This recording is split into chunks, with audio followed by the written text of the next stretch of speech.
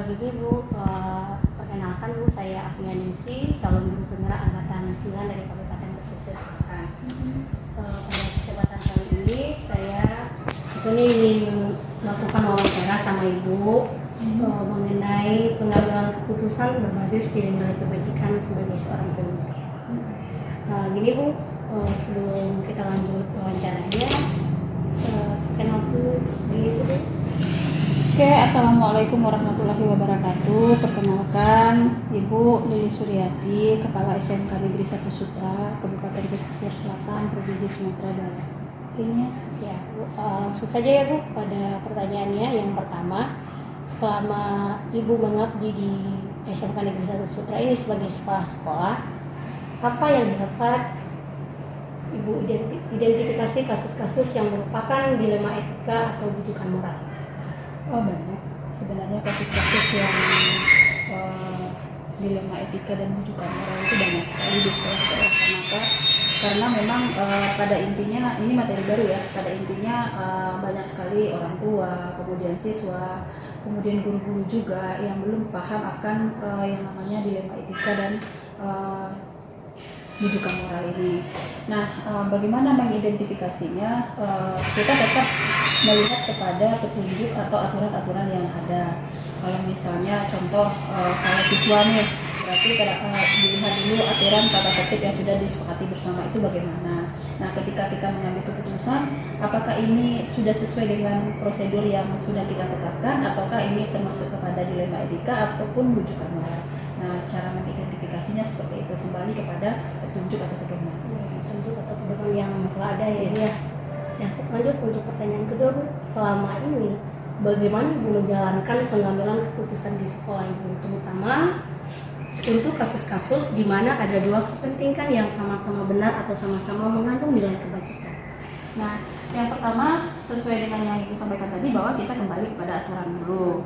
Nah, setelah kita kembali kepada aturan, jika misalnya di sana ada toleransi yang harus kita berikan, berarti toleransinya jangan sampai kebablasan. Kemudian bagaimana kita berkolaborasi dengan orang-orang di dalam sekolah untuk menilai bersama kira-kira ini sudah sesuai nggak dengan aturan yang berlaku, sehingga kita tidak melihat kepada tidak berpatok kepada dilema etika dan bujukan moral tadi. Nah, jika sekiranya mau memberikan sebuah toleransi, ya yang kita kembali ke tadi bahwa toleransi itu tidak kebablasan dan tidak menentang aturan yang berlaku. Mungkin ke situ. Ya, toleransi juga ditonjolkan ya dalam pengambilan keputusan. Untuk pertanyaan berikutnya Bu, langkah-langkah atau prosedur seperti apa yang Ibu lakukan selama ini dalam mengambil kebijakan tersebut? Yang pertama, Ibu identifikasi masalahnya dulu, kasusnya seperti apa, pelajari dulu kasusnya bagaimana, kita buka bersama kasusnya itu seperti apa, arahnya kemana, kemudian aturan atau regulasi yang mengikatnya itu bagaimana, apa sih aturan dan regulasi yang mengikatnya. Setelah kita tahu, kita buka dulu di kelas kecil, bukan kelas kecil sebenarnya, di forum kecil seperti staff, kemudian kita pelajari bersama, beri masukan bersama. Setelah itu, jika memang keputusannya belum misalnya dapat atau belum bisa diputuskan, kita akan panggil orang tua. Misalnya ini berhubungan dengan siswa, kita akan panggil orang tua, kita jabarkan ke orang tua, libatkan tokoh masyarakat sekitar, kemudian tokoh agama juga bisa, komite sekolah juga bisa. Kemudian jika masih belum, kita akan rapatkan bersama dengan maksudnya dengan seluruh guru dalam sebuah ruangan besar, majelis gurunya, sehingga nanti kita bisa merujuk kepada satu titik, yaitu putusan yang sesuai dengan aturan, dengan toleransi yang tidak kebablasan dan bukan berdasarkan dilema etika dan bujukan moral tadi, begitu. Ya, bisa sekali Pak Rani Bu. Yang untuk pertanyaan berikutnya Bu, hal-hal apa saja yang selama ini Ibu anggap efektif dalam pengambilan keputusan pada kasus-kasus dilema etika? Hal yang paling efektif itu adalah kita sebagai kepala sekolah, yang pertama tentunya aturan tadi, kembali kepada aturan, pedoman atau juknis yang mengikat kasus-kasus tersebut. Kemudian berkolaborasi dengan orang-orang sekitar, karena bagaimanapun ketika kita memutuskan sesuatu, mungkin bisa jadi keputusan yang kita ambil itu sangat kaku berdasarkan aturan tadi, tetapi ketika kita melibatkan banyak orang, kita akan bisa lebih banyak menimbang apakah keputusan kita itu benar atau salah, sudah sesuai dengan aturan atau tidak, apakah hanya berpatok pada bujukan moral, ataukah melihat kepada dilema etika saja. Jadi ini tergantung kepada bagaimana kita bisa berkolaborasi dengan tokoh-tokoh yang ada, kemudian bagaimana kita mengulas atau mengupas lagi aturan-aturan yang mengikat kasus tersebut. Gitu. Kita lanjut pertanyaan berikutnya, Bu. Hal-hal apa saja yang selama ini yang menjadi tantangan Ibu dalam pengambilan keputusan? Kalau tantangan biasanya itu lebih ke orang tua, karena banyak sekali orang tua yang tidak memahami tentang aturan. Mereka mungkin paham tentang aturan, tetapi ketika mengeksekusi aturan itu sendiri, mereka lebih banyak menuntut yang namanya toleransi. Ketika mereka lebih banyak menuntut toleransi, di situ makanya terdapat tarik ulur antara dilema etika dan rujukan moral tadi. Nah, kemudian memberikan pemahaman kepada orang tua itu adalah suatu tantangan tersendiri, bahwa kebiasaan atau adat kebiasaan yang terjadi di sebuah lingkungan sekolah yang mana kadangkala itu melanggar aturan, tetapi dikarenakan itu masuk ke dalam dilema etika dan rujukan moral, itu bisa saja keputusan yang diambilkan berdasarkan dua itu saja. Nah, memberikan pemahaman bahwa kita harus tegak di aturan dengan toleransi yang tidak kebablasan, ini yang paling susah kepada orang tua siswa begitu. Oke. Ibu lanjut pada pertanyaan berikutnya. Apakah Ibu memiliki sebuah tata kelola atau jadwal tertentu dalam sebuah penyelesaian kasus dilema etika?